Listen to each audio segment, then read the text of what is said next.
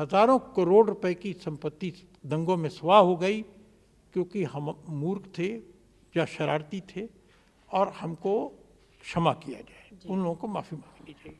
आपने अपनी किताब में बहुत सारी बातों का जिक्र किया है, जिसमें एक बात बहुत आकर्षित या उस ओर खींचती है, वो ये है कि 6 दिसंबर 1992 को जिस तरीके से पूरी घटना हुई, उसके पीछे गांधीयन थॉट थे।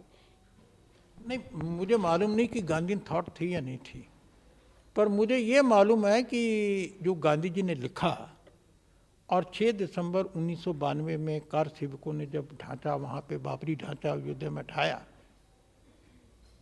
तो गांधी जी अगर वहाँ पे होते तो वो भी यही करते हैं। क्योंकि गांधी जी से हरिजन अखबार में किसी पाठक ने ये प्रश्न किया कि अगर कोई व्यक्ति, कोई समूह आपकी भूमि पर ज़बरदस्ती मस्जिद बना दे तो उस मस्जिद के साथ क्या व्यवहार करना चाहिए, तो गांधी जी ने उत्तर दिया, collected works of Gandhi ji है, वो देख सकता है कोई भी। उन्होंने कहा कि अगर आपके बाजुओं में शक्ति है तो आप अपने बाजुओं की शक्ति के आधार पर उस ढांचे को गिरा दें, ध्वस्त कर दें, और अगर नहीं है तो फिर आप पुलिस के पास जाएं, कोर्ट का सहारा लें। और कर सेवकों ने भी यही किया, वो कोर्ट में भी गए, वो पुलिस के पास भी गए।